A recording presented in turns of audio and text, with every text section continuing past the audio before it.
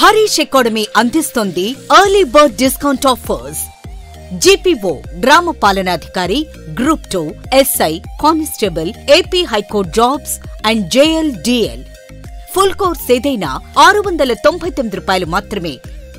Course validity 6 months. ఈ offer June 10 నుండి June 17 వరకు. సులభంగా జాబ్ సాధించే విధంగా లెజెండరీ ఫ్యాకల్టీచే రూపొందించబడిన standard and updated online classes. 3 లక్షల మందికి పైగా పర్చేస్ చేసిన ఆన్లైన్ క్లాసెస్. మరెందుకు ఆలస్యం? వెంటనే హరీష్ అకాడమీ యాప్ ను డౌన్లోడ్ చేసుకోండి, విజయం సాధించండి. Harish, the best academy. Phone number 8341116915.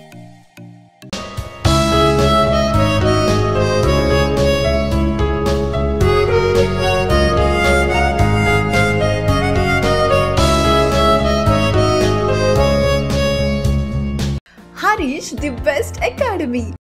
Hi everyone, welcome to Harish academy. ఈరోజు కరెంట్ అఫైర్స్లో భాగంగా ఈచ్ అండ్ ఎవ్రీ టాపిక్ని మనము డీటెయిల్గా డిస్కస్ చేసుకుందాం.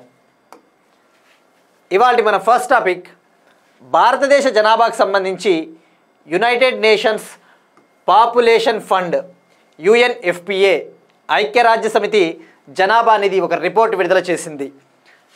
State of the World Population 2025 report పేరిట State of the World Population 2025 report. ఈ రిపోర్టు ప్రకారము ఇండియన్ పాపులేషన్, భారతదేశ జనాభా 146.39 crores చేరుకునింది. 146.39 కోట్లకు భారతదేశ జనాభా చేరుకునింది. తద్వారా ప్రపంచంలోనే అత్యధిక జనాభా కలిగిన దేశంగా భారతదేశం అవతరించిందని చెప్పేసి చెప్తా ఉంది ఈ రిపోర్టు. అబ్జర్వ్ చేస్తే ఇటీవల వార్తల్లో ఎక్కువగా సెన్సస్కు సంబంధించిన ఇన్ఫర్మేషన్ కావచ్చు, లేదంటే భారతదేశ జనాభాకు సంబంధించిన విషయాలు ఎక్కువగా వార్తల్లో వస్తూ ఉన్నాయి. మనం ఇటీవల డిస్కస్ చేసుకున్నాం. ఇండియన్ గవర్నమెంటు మార్చి 2027 కల్లా సెన్సస్ను కంప్లీట్ చేయాలని చెప్పేసి భావిస్తూ ఉంది. అలానే sample registration system, ministry of home affairs, home మంత్రిత్వ శాఖ కింద ఉండే office of the registrar general of India sample registration system report 2021 విడుదల చేసింది. ఆ రిపోర్టు ప్రకారం ఇండియాలో టోటల్ ఫర్టిలిటీ రేట్, సంతాన ఉత్పత్తి రేటు ఎంత ఉంది అని చెప్పేసి అటువంటి విషయాలన్నీ కూడా డీటెయిల్గా తెలుసుకున్నాం. అయితే యునైటెడ్ నేషన్స్ పాపులేషన్ ఫండ్ ఇప్పుడు విడుదల చేసిన రిపోర్ట్ వచ్చేసి 2025 ఏప్రిల్ నాటికి భారతదేశ జనాభా ఎలా ఉంది, భారతదేశంలో సంతాన ఉత్పత్తి రేటు, టోటల్ ఫర్టిలిటీ రేట్ ఏ విధంగా ఉందని చెప్పేసి ఈ నివేదిక విడుదల చేసింది. కాబట్టి మనము ఒకసారి ఆ శాంపుల్ రిజిస్ట్రేషన్ సిస్టమ్ రిపోర్ట్తో మనం కంపేర్ చేసుకోవాల్సిన అవసరం ఉంది. ఎందుకంటే సెన్సస్కు సంబంధించిన ఇన్ఫర్మేషన్ అనేది ఎగ్జామ్ పాయింట్ ఆఫ్ వ్యూలో చాలా ముఖ్యం. అబ్జర్వ్ చేస్తే ఏపీ కానిస్టేబుల్ మెయిన్స్ మొన్న జరిగిన 2025లో జరిగిన ఎగ్జామ్లో కూడా మెయిన్స్లో సెన్సస్కు సంబంధించి 2 క్వశ్చన్లు అడిగాడు. మనకి గుర్తుపెట్టుకోండి, ఒకటి మార్చ్ 2027 కల్లా సెన్సస్ పూర్తవుతుంది.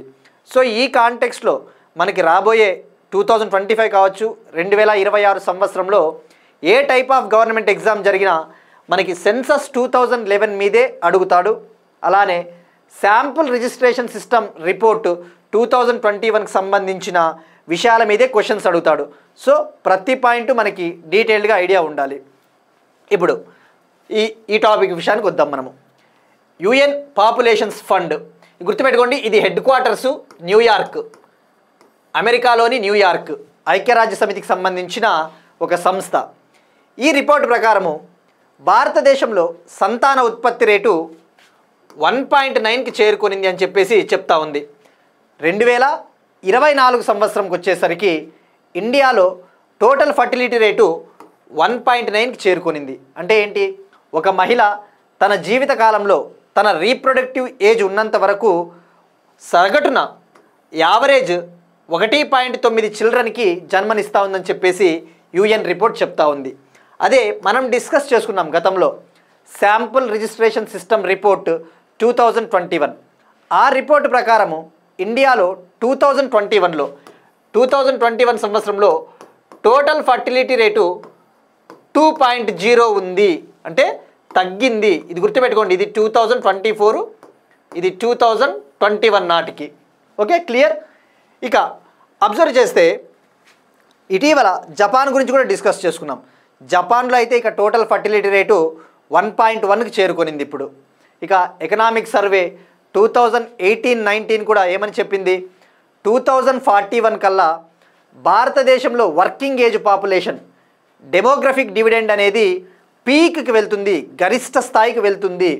తద్వారా భారతదేశం మొత్తం జనాభాలో 2041 ఇయర్ నాటికి 59% జనాభా ఈ పనిచేసే ప్రజలే ఉంటారు.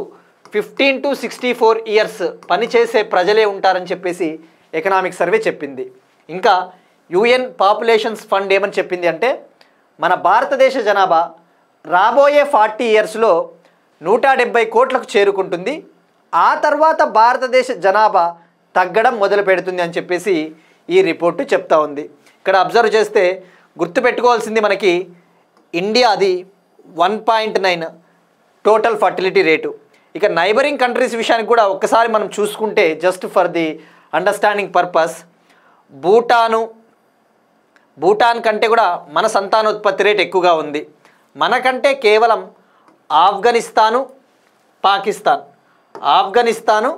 పాకిస్తాన్లో టోటల్ ఫర్టిలిటీ రేట్ ఎక్కువ ఉంది. ఆఫ్ఘనిస్తాన్, పాకిస్తాన్, బంగ్లాదేశ్లో మన నైబరింగ్ కంట్రీస్లో టోటల్ ఫర్టిలిటీ రేట్ ఎక్కువగా ఉంది, అది గుర్తుపెట్టుకోండి. ఇక నేపాల్ మనతో పాటే సేమ్ 1.9 ఉంది. ఇక నేపాల్, శ్రీలంక 1.9 ఉంది. భూటాన్ 1.4 ఉంది టోటల్ ఫర్టిలిటీ రేటు. చైనా 1.0 ఉంది. అందుకే కదా ఇటీవల ఈవెన్ వియత్నాం కూడా, చైనా నైబరింగ్ కంట్రీ అయిన వియత్నాం కూడా 2 చిల్డ్రన్ పాలసీ, 2 పిల్లల పాలసీని మేము దాన్ని బహిష్కరిస్తూ ఉన్నాము, దాన్ని తీసేస్తున్నామని చెప్పేసి కూడా వియత్నాం ప్రకటించింది. ఇది మనకు జనాభా లెక్కలకు సంబంధించిన కంప్లీట్ ఇన్ఫర్మేషన్. ఇది మొన్న అడిగిన క్వశ్చన్ 2025, దీనికి ట్రై చేయండి వీలైతే ఆన్సరు సెన్సస్ 2011 గురించి ఐడియా ఉంటే. ఇక సెన్సస్ 2011 ప్రకారము ఇండియాలో అత్యధికంగా పాపులేషను యూపీలో ఉంది, అత్యల్పంగా పాపులేషన్ వచ్చేసి Lakshadweep.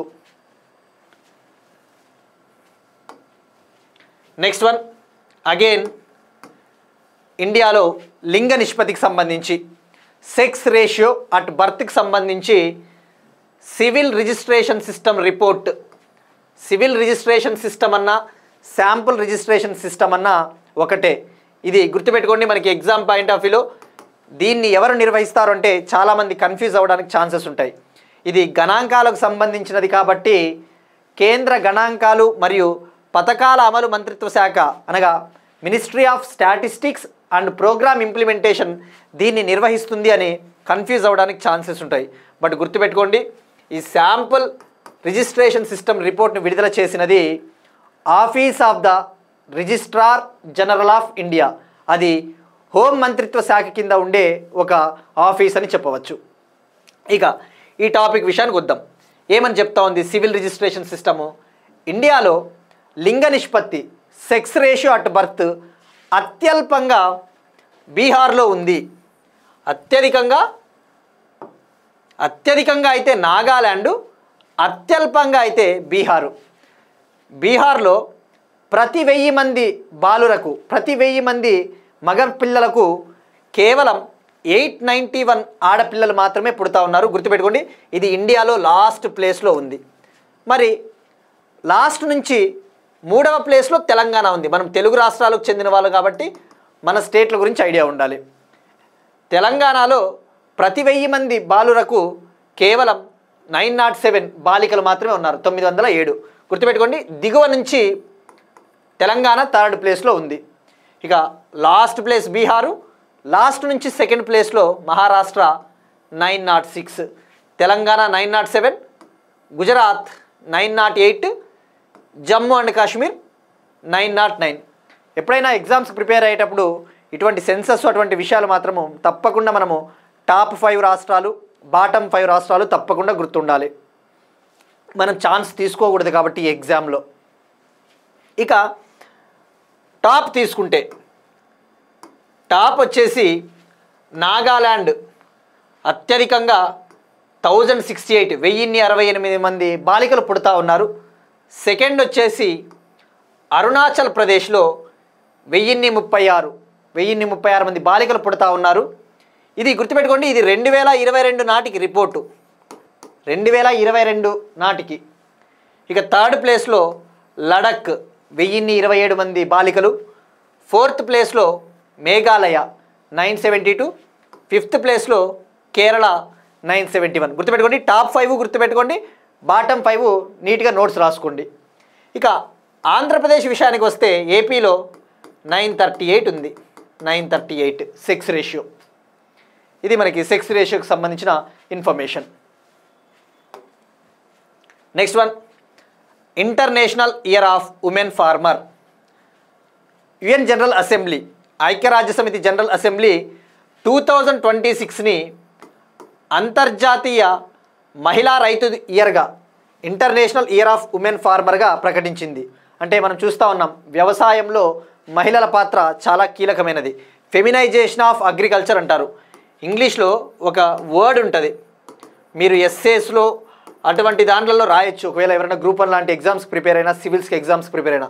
Feminisation of agriculture cannot be neglected in India.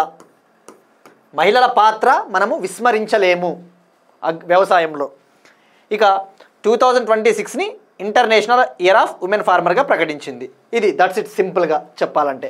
ఇక ఇయర్స్కి సంబంధించి 2025 ఇయర్ని వరల్డ్ మెట్రలాజికల్ ఆర్గనైజేషన్, యునైటెడ్ నేషన్స్కు చెందిన అంతర్జాతీయ వాతావరణ సంస్థ WMO International year of Glaciers ప్రిజర్వేషన్గా ప్రకటించింది. అంటే హిమనీపాతాలు ఉంటాయి కదా, గ్లేషియర్స్, వాటిని పరిరక్షించే సంవత్సరంగా 2025ని ప్రకటించింది. ఇది గుర్తుపెట్టుకుంటే సరిపోతుంది, డైరెక్ట్గా ఫ్యాక్ట్ ఓరియంటెడ్. నెక్స్ట్ వన్, నమో app launches Janman survey. Narendra Modi గారి ప్రభుత్వం ఏర్పాటయ్యి 11 ఇయర్స్ పూర్తయిన సందర్భంగా నరేంద్ర మోడీ గారికి చెందిన నమో యాప్ ప్రజల అభిప్రాయాలను తెలుసుకోవడానికి, ఏ విధంగా ఈ ప్రభుత్వం పనిచేస్తూ ఉంది, ఈ ప్రభుత్వ పనితీరుతో మీరు సంతృప్తిగా ఉన్నారా లేదా అని తెలుసుకోవడానికి జన్మాన్ సర్వేని లాంచ్ చేసింది. ఈ సర్వేలో మొదటి రోజే, ఒక్క రోజులోనే 5 lakh మంది ప్రజలు, 5 లక్షల మంది ప్రజలు పాల్గొన్నారు. అత్యధికంగా యూపీ నుంచి, ఉత్తరప్రదేశ్ నుంచి 1.41 lakh పీపుల్ ఇందులో పాల్గొన్నారు ఈ సర్వేలో. మనము ఎగ్జామ్ పాయింట్ ఆఫ్ వ్యూలో ఇవి ఏ విధంగా రిలేట్ చేసుకోవచ్చు అంటే, ఎప్పుడైనా కానీ ప్రైమ్ మినిస్టర్ గారు ఫర్ ఎగ్జాంపుల్ నెలకు ఒకసారి నిర్వహించే మన్ కీ బాత్ ప్రోగ్రాం కావచ్చు, నెలకు ఒకసారి నిర్వహించే ప్రగతి మీటింగ్, రివ్యూ సమావేశాలు ఏవైనా, ఈయనకు సంబంధించిన అఫీషియల్ యాప్ కాబట్టి ఏం సర్వే నిర్వహించింది ఆ పేరు మనకి ఐడియా ఉంటే సరిపోతుంది. జన్మాన్ సర్వే ఎగ్జామ్లో అడుగుతాడు, ఇటీవల నమో యాప్ నిర్వహించిన సర్వే పేరు ఏమని చెప్పేసి జన్మాను, జన్లోక్ సర్వే అలా అడగడానికి ఛాన్సెస్ ఉంటాయి. మీరు అబ్జర్వ్ చేస్తే కానిస్టేబుల్ మెయిన్స్ పేపర్ కూడా చూడండి, అటువంటి క్వశ్చన్స్ మీకు కనబడతాయి. ఇక నెక్స్ట్ వన్, ఒక ఇంటర్నేషనల్ కాన్ఫరెన్స్కి సంబంధించి అంతర్జాతీయ సదస్సు, గ్లోబల్ యంగ్ సైంటిస్ట్స్ కాన్ఫరెన్స్, అంతర్జాతీయ యువ శాస్త్రవేత్తల సమావేశము. ఇది ఐఐటి హైదరాబాద్లో ప్రారంభమైంది. ఐఐటి హైదరాబాద్లో ఫర్ ఎగ్జాంపుల్ మనకి ఎప్పుడైనా ఐఐటీస్ చదువుతూ ఉన్నప్పుడు ఆ ఐఐటీస్లో ఏమి సమావేశాలు నిర్వహించారో కూడా తెలుసుకోవాలి. 2024లో ఐఐటి కాన్పూర్లో టెక్ కృతి అనే ఒక సమావేశాన్ని నిర్వహించారు. సో అడగవచ్చు, ఈ సమావేశాన్ని ఏ ఐఐటిలో నిర్వహించారు? అంతర్జాతీయ యువ శాస్త్రవేత్తల సమావేశం ఐఐటి హైదరాబాద్. దీనికి అధ్యక్షతను వహించిన వారు యూనియన్ ఎడ్యుకేషనల్ మినిస్టర్, విద్యాశాఖ మంత్రి ధర్మేంద్ర ప్రధాన్ గారు ఈ సమావేశానికి అధ్యక్షత వహించి భారతదేశం ఏ విధంగా శాస్త్ర రంగంలో పురోగతి, అభివృద్ధి సాధిస్తూ ఉందో వివరించారు. దీన్ని నిర్వహించిన వాళ్ళు, ఎగ్జామ్ పాయింట్ ఆఫ్ వ్యూలో దీన్ని నిర్వహించిన వాళ్ళు గ్లోబల్ యంగ్ అకాడమీ మరియు Indian national young academy of science మరియు ఇండియన్ నేషనల్ సైన్స్ అకాడమీ దీన్ని నిర్వహించింది. ఈ సమావేశంలో 60 దేశాలకు చెందిన సుమారుగా 200 మంది ప్రతినిధులు పాల్గొన్నారు. ఇక మన భారతదేశము శాస్త్ర రంగానికి విషయానికి వస్తే ఎన్నో స్కీమ్స్, ఎన్నో ఇనిషియేటివ్స్ లాంచ్ చేసింది. అందులో ఒకటి ముఖ్యమైనది నీతి ఆయోగ్ ఇనిషియేటివ్ అయిన అటల్ టింకరింగ్ ల్యాబ్స్. విద్యార్థుల్లో సైన్స్ పట్ల క్యూరియాసిటీని పెంపొందించడానికి నీతి ఆయోగ్ భారతదేశం అంతటా విద్యా సంస్థలలో అటల్ టింకరింగ్ ల్యాబ్స్ను ఏర్పాటు చేస్తూ ఉందనే విషయం గుర్తుపెట్టుకోండి. నెక్స్ట్ వన్ అగైన్ తెలంగాణకు సంబంధించి పెట్టుబడులు. తెలంగాణలో యునైటెడ్ అరబ్ ఎమిరేట్స్ యుఏఈ కంట్రీకి చెందిన 2 కంపెనీలు శైవా గ్రూపు మరియు తరణీస్ క్యాపిటల్ అనే యుఏఈ సంస్థలు 2125 crores 2125 కోట్లతో పెట్టుబడులు పెట్టబోతా ఉన్నారు. దానికి సంబంధించి ఎంఓయు కూడా కుదిరింది. తద్వారా తెలంగాణలో 5,020 మందికి ఉద్యోగ కల్పన చేకూరబోతా ఉంది. సో ఇది మనకి డైరెక్ట్గా మీరు అబ్జర్వ్ చేస్తే పెట్టుబడులకు సంబంధించి ఏ దేశపు కంపెనీలు ఎన్ని వేల కోట్లతో ఇన్వెస్ట్మెంట్ కుదుర్చుకున్నారు అని గుర్తుపెట్టుకుంటే సరిపోతుంది. అంతకుమించి ఇందులో ఇన్ఫర్మేషన్ కూడా ఏమీ లేదు, మీరు ఇవాళ హిందూ పేపర్ అవన్నీ చదివినా కూడా. నెక్స్ట్ వన్ అగైన్ ఇప్పుడు ఏపీకి సంబంధించి ఏపీ రీజనల్ ఇష్యూ.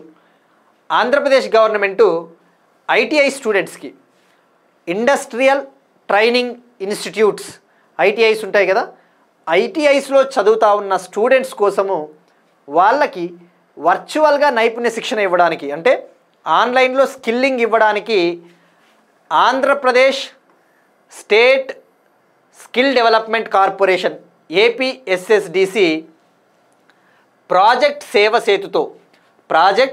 సేవ సేతుతో ఒక ఒప్పందం కుదుర్చుకునింది. తద్వారా ఈ ఐటీఐ స్టూడెంట్స్కి వర్చువల్గా స్కిల్లింగ్ ఇస్తారు. తద్వారా వాళ్ళకి జర్మనీలో ఉద్యోగ అవకాశాల కోసము ఈ ఎంఓయు హెల్ప్ అవుతుంది. మీరు అబ్జర్వ్ చేస్తే జర్మనీ అనేది మన ఇండియాకి చాలా కీలకం, ఎందుకంటే ముఖ్యంగా తెలుగు రాష్ట్రాలకి కీలకం. జర్మనీలో నర్సింగ్ ఉద్యోగాలకి చాలా ఎక్కువ డిమాండ్ ఉంది. అందుకే ఈవెన్ ఆంధ్రప్రదేశ్ గవర్నమెంటు జర్మనీలో ఉద్యోగ అవకాశాలు కల్పించడానికి ఏపీలో ఎవరైతే నర్సింగ్ కోర్సులు చేస్తూ ఉన్నారో అటువంటి విద్యార్థులకు జర్మనీలో నర్సింగ్ ఉద్యోగాలు కల్పించడానికి స్కిల్ బీ అనే ఒక సంస్థతో Andhra Pradesh state skill development corporation ఒక ఎంఓయు కూడా కుదుర్చుకునింది. ఎప్పుడైనా మనకి ఎగ్జామ్లో జస్ట్ ఏ కంట్రీతో ఏ సంస్థతో ఒప్పందం కుదుర్చుకునింది, ఏ కంట్రీలో ఉద్యోగ అవకాశాల కోసం అని గుర్తుపెట్టుకుంటే సరిపోతుంది. నెక్స్ట్ వన్ అగైన్ ఏపీకి సంబంధించి పెట్టుబడులు ఇండస్ట్రీస్కి సంబంధించి ఆంధ్రప్రదేశ్లోని ఒంగోలు వద్ద ఇనుప ఖనిజ శుద్ధి కర్మాగారాన్ని ఏర్పాటు చేయబోతా ఉన్నారు. ఇనుప ఖనిజ శుద్ధి కర్మాగారాన్ని, దీనికోసం ఆంధ్రప్రదేశ్ మినరల్ డెవలప్మెంట్ కార్పొరేషన్ జిందాల్తో ఒప్పందం కుదుర్చుకొనింది. తద్వారా ఏపీ మినరల్ డెవలప్మెంట్ కార్పొరేషన్కి 300 కోట్ల రాబడి ఎవ్రీ ఇయర్ రాబోతా ఉంది. ఇక ఇనుప ఖనిజ శుద్ధి కర్మాగారం అంటే బెనిఫికేషన్ ప్లాంట్, ఐరన్ ఓర్ని రిఫైనింగ్ చేసే ప్లాంట్ అని చెప్పవచ్చు. ప్రకాశం జిల్లా ఒంగోలు వద్ద ఏర్పాటు చేస్తూ ఉన్నారు. 1307.26 ఎకరాలలో 1307.26 ఎకరాలలో దీన్ని ఏర్పాటు చేయబోతా ఉన్నారు. అంతే, దట్స్ ఇట్. నెక్స్ట్ వన్ ఎకానమీకి సంబంధించి ఇండియాలో ఎక్స్ట్రీమ్ పావర్టీ పీపుల్, అత్యంత పేదరికంతో బాధపడతా ఉన్న ప్రజలు ఎంతమంది ఉన్నారో అని చెప్పేసి ఎస్బీఐ రీసెర్చ్ ఒక రిపోర్ట్ విడుదల చేసింది. స్టేట్ బ్యాంక్ ఆఫ్ ఇండియా, మనం రీసెంట్గా తెలుసుకున్నాం. ఇండియాలో వరల్డ్ బ్యాంక్ నివేదిక ప్రకారము ఎక్స్ట్రీమ్ పావర్టీ పీపుల్, అత్యంత పేదరిక జనాభా 2022-23 ఇయర్ నాటికి 5.3%కి తగ్గారు అని చెప్పేసి డిస్కస్ చేసుకున్నాం. 2011-12 ఇయర్లో అత్యంత పేదరిక జనాభా 27.1% ఉంటే ఇది 5.3%కి వచ్చిందని చెప్పేసి వరల్డ్ బ్యాంక్ రిపోర్ట్ అనమాట. బట్ ఇప్పుడు ఎస్బీఐ రీసెర్చ్ రిపోర్ట్ తీసుకుంటే 2024 సంవత్సరం నాటికి 2024లో ఎక్స్ట్రీమ్ పావర్టీ పీపుల్ ఇంకా తగ్గినారు, 4.6%కి పరిమితమయ్యారని చెప్పేసి చెప్తా ఉంది. ఇది మనకి స్టాటిక్ పాయింట్ ఆఫ్ వ్యూలో ఆ డేటా ఇంపార్టెంట్. ఇక extreme poverty analytical point of వ్యూలో మనం డిస్కస్ చేసుకున్నాం. అత్యంత పేదరికానికి ఎలా నిర్వచిస్తారు అత్యంత పేదరిక జనాభా అంటే, వరల్డ్ బ్యాంకు 2017 ఆధారంగా 2017 పాపులేషన్ ఆధారంగా అయితే రోజుకు ఎవరైతే $2.15 కంటే రోజుకు ఎవరైతే $2.15 కంటే తక్కువ వేతనంతో ఒక వ్యక్తి జీవిస్తూ ఉన్నాడో అతన్ని అత్యంత పేదరిక వ్యక్తిగా నిర్వచిస్తారు. ఇది 2017 జనాభా లెక్కల ఆధారంగా. అదే 2021కి సంబంధించి 2021 జనాభా లెక్కల ఆధారంగా అయితే వరల్డ్ బ్యాంకు ఇటీవల మొన్ననే ఈ జూన్ నెలలో దాన్ని డెఫినేషన్ని మార్చింది. రోజుకు ఎవరైతే $3 అంతకంటే తక్కువ వేతనంతో నివసిస్తూ ఉన్నారో వాళ్ళని ఎక్స్ట్రీమ్ పావర్టీ పీపుల్గా అభివర్ణిస్తారు. సో ఇది మనకి చాలా ఇంపార్టెంట్ ఈ డెఫినేషను. ఇక ఏమని చెప్తా ఉంది, ఎస్బీఐ రీసెర్చ్ అయితే ఇప్పుడు 4.6%కి వచ్చారని చెప్పేసి చెప్తా ఉంది. ఇంకా మీరు అబ్జర్వ్ చేస్తే ఇప్పుడు వరల్డ్ బ్యాంక్ గురించి కూడా డీటెయిల్గా కొద్దిగా ఇంకొకసారి రివైజ్ చేయాలి. మొన్న వరల్డ్ బ్యాంక్ చెప్పిన లెక్కల ప్రకారము ఇండియాలో మల్టీ డైమెన్షనల్ పావర్టీ పీపుల్ అంటే బహుళ పేదరిక జనాభా తగ్గింది. ఎంత తగ్గింది మీరు అబ్జర్వ్ చేస్తే ఈ గ్రాఫు లైక్ 2022-23 నాటికి 2022-23 నాటికి 11.28% ఉందంట. భారతదేశంలోని మొత్తం జనాభాలో 11.28% జనాభా బహుళ పేదరిక జనాభా. సుమారుగా 2013-14తో పోల్చుకుంటే 22-23 నాటికి 24.82 crore పీపుల్ 24.82 కోట్ల జనాభా బహుళ పేదరికం నుంచి తప్పించుకున్నారట. ఇక బహుళ పేదరికం అంటే ఏంటి, అది మనకి ఎగ్జామ్ పాయింట్ ఆఫ్ వ్యూలో అది గ్రూప్ 2కి ఎవరైతే ప్రిపేర్ అవుతూ ఉన్నారో గ్రూప్ 2 అయినా గ్రూప్ 3 అయినా ఏ ఎగ్జామ్కైనా మల్టీ డైమెన్షనల్ పావర్టీ అంటే ఏంటని అడుగుతాడు.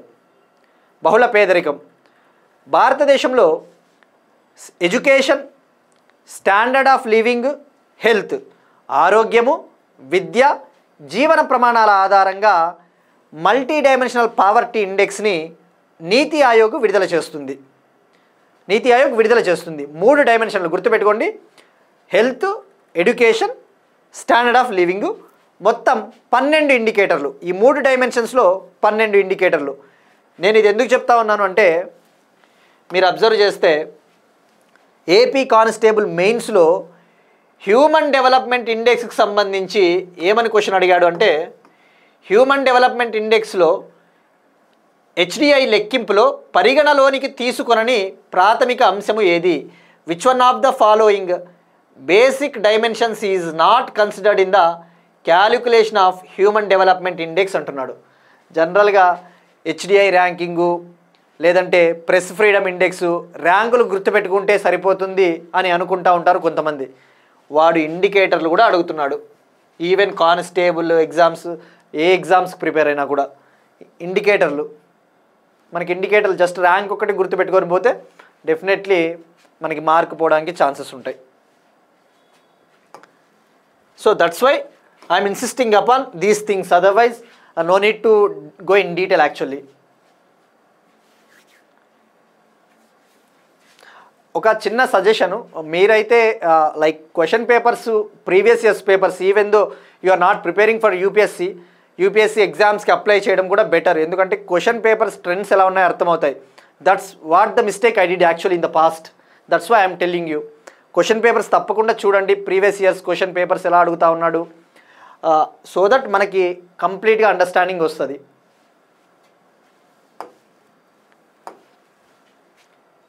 ఇప్పుడు ఒక క్వశ్చన్ చూద్దాం మనము. Like again AP constable mains జరిగింది కాబట్టి ఈ క్వశ్చన్స్ని మనం తీసుకుందాం.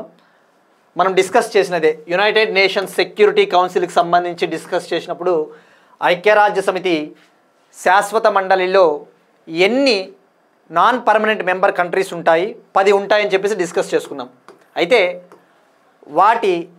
వాటిని ఎంత కాలానికి నియమిస్తారు?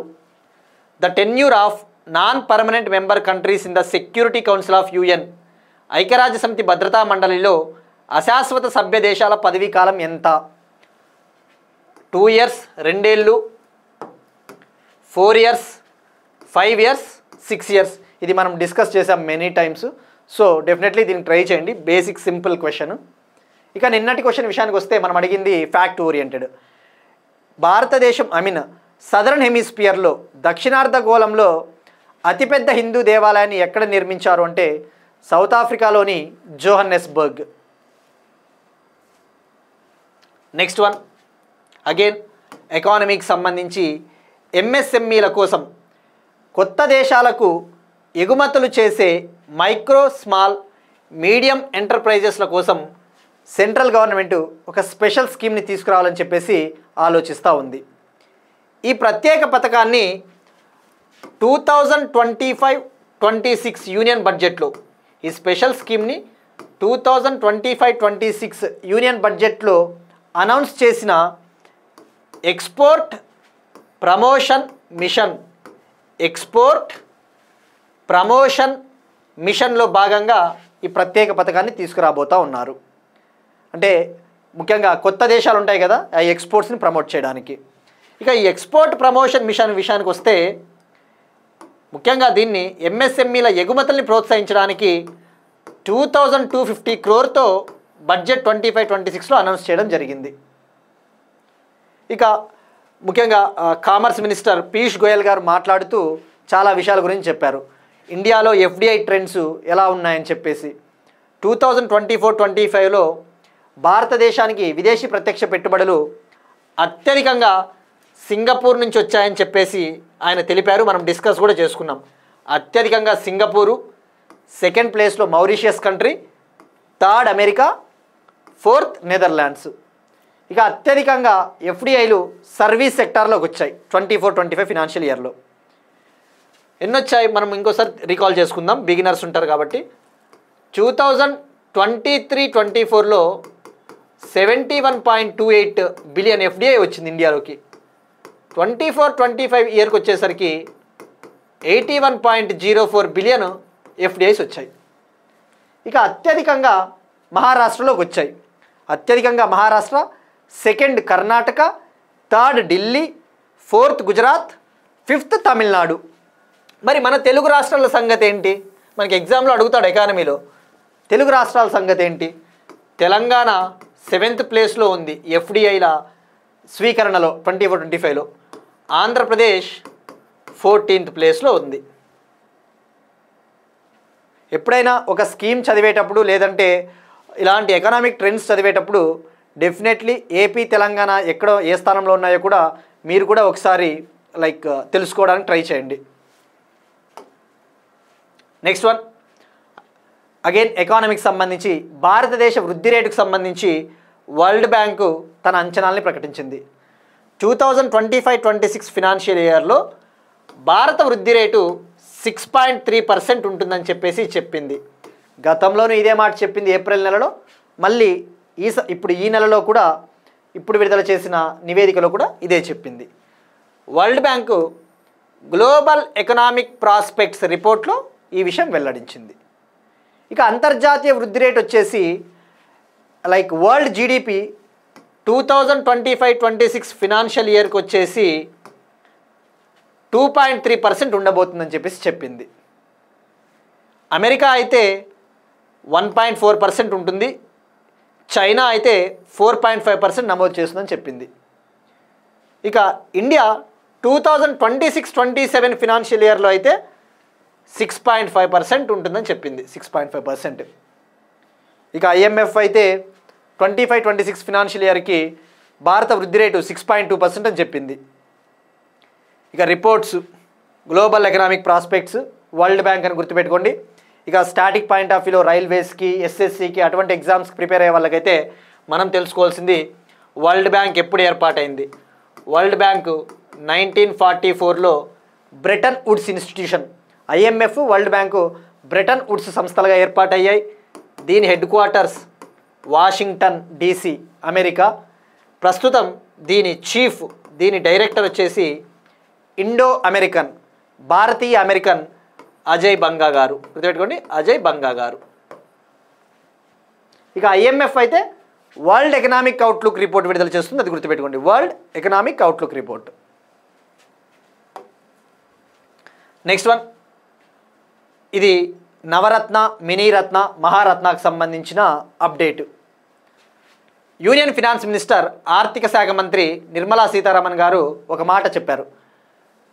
Security printing and minting corporation of India, security printing and minting corporation of ఇండియాకి త్వరలోనే నవరత్న హోదా లభించబోతా ఉంది.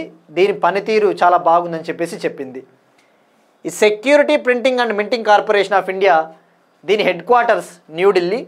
దీని ప్రధాన బాధ్యత ఇండియాలో కరెన్సీ నోట్లను ముద్రించడము, కాయిన్స్ని మింట్ చేయడం, అంటే ప్రింట్ చేయడం, కాయిన్స్ని మింట్ చేయడం. మరి ఇక్కడ మనం తెలుసుకోవాల్సింది జస్ట్ ఈ కీవర్డ్. ఎప్పుడైనా మనం ఒక ఆర్టికల్ చదువుతున్నప్పుడు కీవర్డ్స్ని పిక్ చేయాలి. నవరత్న, ఇండియాలో సెంట్రల్ పబ్లిక్ సెక్టార్ అండర్టేకింగ్స్కి, ప్రభుత్వ రంగ సంస్థలకి మినిస్ట్రీ ఆఫ్ ఫైనాన్స్, ఆర్థిక మంత్రిత్వ శాఖ కింద ఉండే department of public enterprises, department of public enterprises ఈ హోదాలను ఇస్తుంది. టాప్ వచ్చేసి మహారత్న, సెకండ్ నవరత్న, థర్డ్ మినీరత్న. ఇక ఓవరాల్గా ఇండియాలో అట్ ప్రెజెంట్ ప్రస్తుతానికి నవరత్న కంపెనీలు 26 ఉన్నాయి. ఇక లేటెస్ట్గా జాయిన్ అయింది మనం తెలుసుకున్నాం మార్చ్ నెలలో. 25వ నవరత్నగా IRCTC, Indian Railway Catering and Tourism Corporation 25th Navratna కంపెనీగా సెలెక్ట్ అయింది. 26th నవరత్న కంపెనీగా Indian Railway Finance Corporation Limited. Present ఇది ఈ సెక్యూరిటీ ప్రింటింగ్ కార్పొరేషను మినీరత్నాలో ఉంది. నవరత్న ఇవ్వడానికి ఛాన్సెస్ ఉన్నాయి. ఇక ఇటీవలే 3 డిఫెన్స్ ప్రభుత్వ రంగ సంస్థలకి, 3 రక్షణ రంగానికి సంబంధించిన కంపెనీలకు మినీరత్న హోదాను అప్రూవ్ చేసింది గవర్నమెంట్.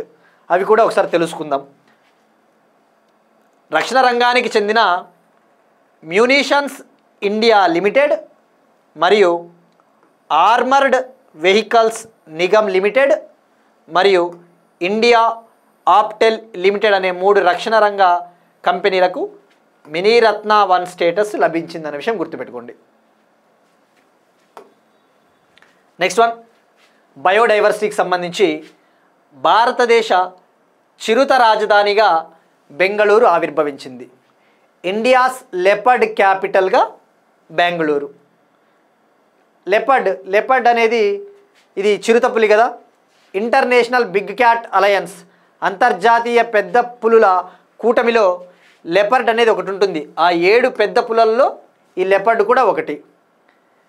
మరి లెపర్డ్ క్యాపిటల్ ఏంటి అసలు? ఇప్పటి వరకు ముంబై లెపర్డ్ క్యాపిటల్గా ఉన్నింది. అంటే పట్టణ ప్రాంతాలలో ఉన్న లెపర్డుల ఆధారంగా లెపర్డ్ క్యాపిటల్ని నిర్ణయిస్తారు. ప్రస్తుతం బెంగళూరు ప్రాంత పరిసరాలలో, ఆ మెట్రోపాలిటన్ ప్రాంతాలలో సుమారుగా 85 చిరుతపులులు ఉన్నాయట. అందులో అత్యధికంగా బెంగళూరు దగ్గరలో ఉన్న బన్నేరుఘట్ట నేషనల్ పార్కులో అయితే 54 లెపర్డ్స్ ఉన్నాయి.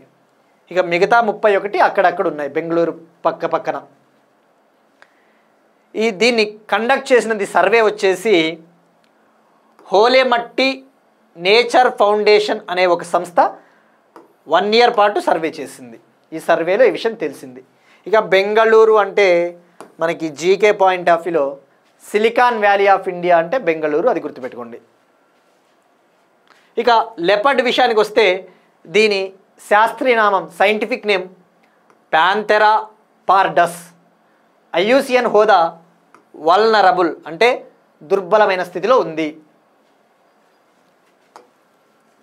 నెక్స్ట్ వన్, డిఫెన్స్కి సంబంధించి తేజాస్ మార్క్ 1A జెట్లను ఇండియన్ ఎయిర్ ఫోర్సు తీసుకొని పోతా ఉంది, ఇండక్ట్ చేసుకోబోతా ఉంది. ఎల్సిఏ తేజాస్ మనం గతంలో కూడా డిస్కస్ చేసుకున్నాం. ఎల్సిఏ తేజాస్ మార్క్ 1 అనేది తేలికపాటి యుద్ధ విమానము, సింగిల్ ఇంజన్ ఉండే తేలికపాటి యుద్ధ విమానం. దీనిని బెంగళూరులోని హిందుస్థాన్ ఏరోనాటిక్స్ లిమిటెడ్ సంస్థ అభివృద్ధి చేస్తూ ఉంది, నిర్మిస్తూ ఉంది. ఇటీవలే హైదరాబాద్కు చెందిన వేమ్ టెక్నాలజీస్ అనే ఒక ప్రైవేట్ కంపెనీ ఈ ఎల్సిఏ తేజాస్ మార్క్ 1కు అవసరమైన కీలకమైన భాగం సెంట్రల్ ఫ్యూజ్లేజ్ని హెచ్ఏఎల్కి అందించిందన్న విషయం కూడా తెలుసుకున్నాం. మరి ఇప్పుడు ఈ తేజాస్ మార్క్ 1A గుర్తుపెట్టుకోండి, మార్క్ 1A ఉంది ఇక్కడ. ఏ అంటే అడ్వాన్స్డ్. ఈ ఎల్సిఏ తేజాస్కి అడ్వాన్స్డే మార్క్ 1A. మరి దీని ప్రత్యేకత ఏంటి? దీనిలో వాడిన రేడార్లు ఇజ్రాయెల్ దేశానికి చెందిన అత్యాధునిక రేడార్లు, ప్రపంచంలోనే అత్యాధునికమైన రేడార్లు. గుర్తుపెట్టుకోండి, ఇజ్రాయెల్. అయితే దీన్ని నిర్మిస్తూ ఉండేది మాత్రం ఇండియాలోనే అభివృద్ధి చేస్తూ ఉన్నారు, జస్ట్ టెక్నాలజీ ట్రాన్స్ఫర్తో. ఎప్పుడైనా గుర్తుపెట్టుకోండి, డిఫెన్స్కి సంబంధించినవి మనం ఎలా చదవాలి అంటే, ఇప్పుడు ఎల్సిఏ తేజాస్ వచ్చింది, మనం వేరే దానికి ఇమ్మీడియట్గా లింక్ చేసుకోవాలి. ఎట్లా? మనం ఇటీవల రఫాలే గురించి డిస్కస్ చేసినాం. రఫాలే ఇండియా, ఫ్రాన్స్. వాడు ఇంకా స్పెసిఫిక్గా పోతాడు. ఫ్రాన్స్లోని ఏ కంపెనీ దీన్ని భారతదేశంతో కలిసి నిర్మిస్తూ ఉంది అంటాడు. ఫ్రాన్స్లోని డసాల్ట్ ఏవియేషన్ సంస్థ. ఇక ఇటీవలే ఈ డసాల్ట్ ఏవియేషన్ సంస్థ హైదరాబాద్కు చెందిన టాటా అడ్వాన్స్డ్ సిస్టమ్స్ లిమిటెడ్తో కూడా ఒక MOU కుదుర్చుకునింది. ఎందుకు? Tata Advanced Systems Limited again రఫాలేకు అవసరమైన కీలకమైన భాగం సెంట్రల్ ఫ్యూజ్లేజ్ని అందిస్తూ ఉందని తెలుసుకున్నాం. ఇక బ్రహ్మోస్ తెలుసుకుందాం. BrahMos India, Russia. భారతదేశం నుంచి DRDO, రష్యాకు చెందిన ఒక ప్రభుత్వ రంగ మిలిటరీ కంపెనీ మషినోస్త్రోయెనియా. గుర్తుపెట్టుకోండి, మషినోస్త్రోయెనియా అనే ఒక రష్యా కంపెనీ. సో అట్లా మనకి ఇవన్నీ కూడా డెఫినెట్లీ రేపొద్దున స్టేట్మెంట్స్లో ఉపయోగపడతాయి. గ్రూప్ 2లో ఎస్ అంటే సిలబస్ని ఎక్కువగా ఇంట్రొడ్యూస్ చేయబోతా ఉన్నారని చెప్పేసి ఒక buzzes around us actually. So ఆ పుకార్ అనేది ఉంది కాబట్టి we are not suppose to relent actually. Next one, AC cooling ఇకపై 20 డిగ్రీలేట. ఏసీలు మనం జనరల్గా ఇష్టానుసారం తగ్గించుకుంటూ పోతాం టెంపరేచర్ని. కూలింగ్ ఎక్కువ కావాలని చెప్పేసి 20, 19, 18, 16 వరకు మనం పెట్టుకుంటాం. దానివల్ల ఏమవుతుంది? లైక్ ఎలక్ట్రిసిటీ బిల్ ఎక్కువ అవుతుంది. ఆ ఎలక్ట్రిసిటీ బిల్లుని సేవ్ చేయడానికి, తగ్గించడానికి ఇండియన్ గవర్నమెంట్ ఏం చేయబోతా ఉందంటే, ఇక నుంచి తయారు చేయబోయే ఏసీలలో టెంపరేచర్ రేంజ్ లిమిట్ని పెట్టబోతూ ఉన్నారు. అంటే ఇంత ఉష్ణోగ్రత లిమిట్, అంతకుమించి తగ్గించడానికి లేదు, అంతకుమించి పెంచడానికి లేదు. ఆ లిమిట్ 20 నుంచి 28 వరకు పెట్టబోతూ ఉంది. 20 నుంచి 28 డిగ్రీ. అంటే 20 కంటే తగ్గడానికి లేదు, 28 కంటే పెంచేకి లేదు. ప్రస్తుతం అయితే 16 నుంచి 30 డిగ్రీల దాకా నియంత్రించుకోవచ్చు. నెక్స్ట్ వన్, అపాయింట్మెంట్స్కి సంబంధించి జాతీయ భద్రతా సలహా మండలి సభ్యుడిగా సతీష్ రెడ్డి గారు, నేషనల్ సెక్యూరిటీ అడ్వైజరీ కౌన్సిల్ మెంబర్గా సతీష్ రెడ్డి గారు. ఈయన DRDO మాజీ చైర్మన్. గతంలో ఈయన రక్షణ మంత్రి శాస్త్ర సాంకేతికత సలహాదారుగా కూడా పనిచేశారు. మరి ఇక్కడ తెలుసుకోవాల్సింది, నేషనల్ సెక్యూరిటీ అడ్వైజరీ కౌన్సిల్, జాతీయ భద్రతా సలహా మండలి. దీని ప్రాథమిక బాధ్యత వచ్చేసి సెక్యూరిటీకి సంబంధించిన సలహాలు ఇవ్వడం. ఇది 1998లో ఏర్పాటైంది. ఇందులో ఒక చైర్మన్ ఉంటాడు, గరిష్టంగా 6 మెంబర్సు, అంతకంటే ఎక్కువ కూడా ఉండవచ్చు. ప్రస్తుతం ఈ మండలికి చైర్మన్గా మాజీ chief research and analysis wing మాజీ చీఫ్ అలోక్ జోషి గారు దీనికి చైర్మన్గా ఉన్నారు. ఇప్పుడు ఈయన 7వ మెంబర్గా జాయిన్ అయ్యారు. ఆల్రెడీ ఈ మండలిలో తెలుగువాడైన డి బాల వెంకటేశ్వర్మ గారు సభ్యుడిగా ఉన్నారు. ఇప్పుడు ఈయన 7వ అతను. ఈయనకి ఇంకొక ప్రాముఖ్యత ఉంది. సతీష్ రెడ్డి గారు ఆంధ్రప్రదేశ్ ప్రభుత్వము ఏరోస్పేస్ మరియు డిఫెన్స్ రంగాన్ని అభివృద్ధి చేయడానికి ఈయన్ని సలహాదారుగా నియమించింది. ఇక DRDO విషయానికి వస్తే, ప్రస్తుతం DRDO చీఫ్ ఎవరు? సమీర్ వి కామత్ గారు. అపాయింట్మెంట్స్ చాలా important. Next one, railway safety కమిషనర్గా ఈ శ్రీనివాస్. రైల్వే సేఫ్టీ కమిషనర్గా IRSS EE అధికారి ఈ శ్రీనివాస్ గారు నియమితులయ్యారు. ఇది అవసరమా అనిపిస్తుంది ఇలాంటివి, కానీ మీరు అబ్జర్వ్ చేస్తే మొన్న కానిస్టేబుల్ మెయిన్స్ కావచ్చు, ఏ ఎగ్జామ్స్కైనా కూడా ఇలా అడుగుతున్నాడు, మ్యాచ్ ద ఫాలోయింగ్ అపాయింట్మెంట్లు.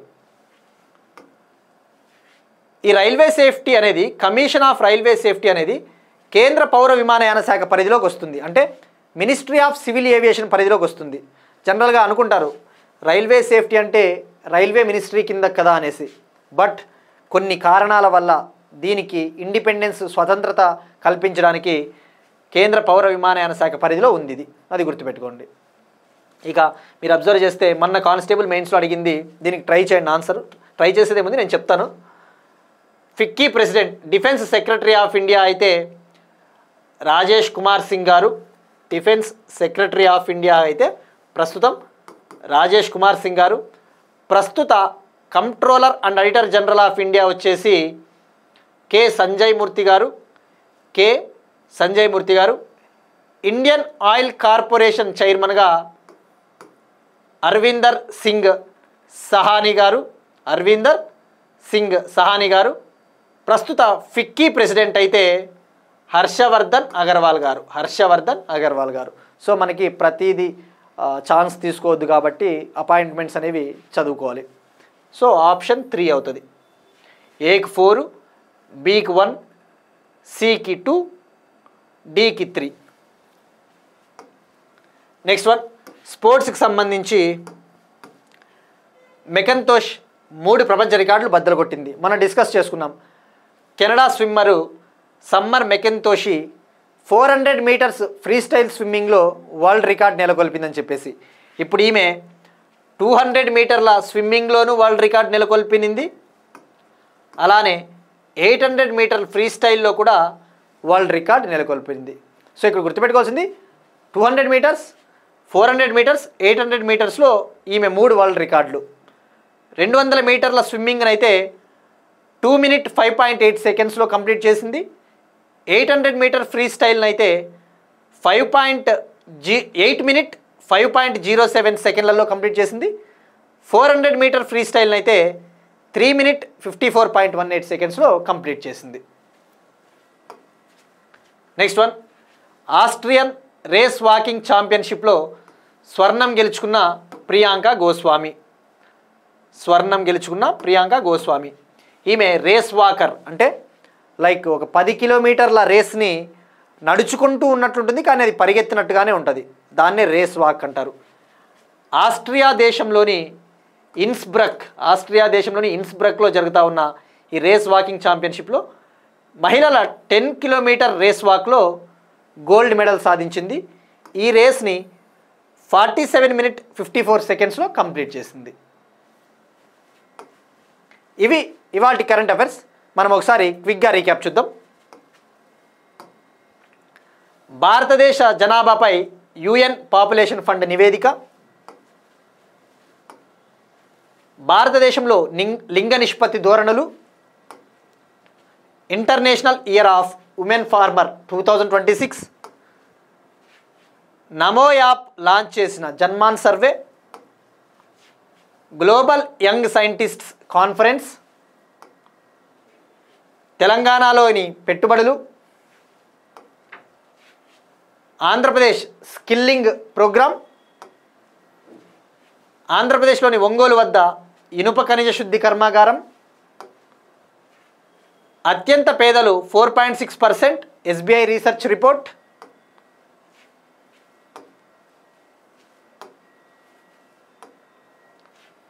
కొత్త దేశాలకు ఎగుమతులు చేసే ఎంఎస్ఎంఈలకు ప్రత్యేక పథకం. 2025-26లో భారత వృద్ధి 6.3%. ఎస్పీఎంసీఐఎల్కు త్వరలోనే నవరత్న స్టేటస్. భారతదేశ చిరుత రాజధానిగా Bengaluru. Tejas Mark 1A jets. AC cooling ఇకపై 20 డిగ్రీలే. జాతీయ భద్రత సలహా మండలి సభ్యుడిగా సతీష్ రెడ్డి. రైల్వే సేఫ్టీ కమిషనర్గా ఈ శ్రీనివాస్. మెకంతోష్ 3 ప్రపంచ రికార్డులు.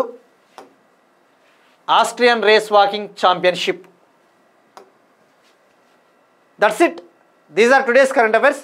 మనకు ఈ క్లాసుకు సంబంధించిన ఇవాళ చెప్పిన క్లాసుకు సంబంధించిన కంప్లీట్ పీడిఎఫ్ నెక్స్ట్ డే మనకు మన వాట్సాప్ ఛానల్, మన హరీష్ అకాడమీ వాట్సాప్ ఛానల్లో అవైలబిలిటీ ఉంటుంది. So everybody can access it. And that's it. These are today's current affairs, and we'll meet you again tomorrow. And thank you everyone.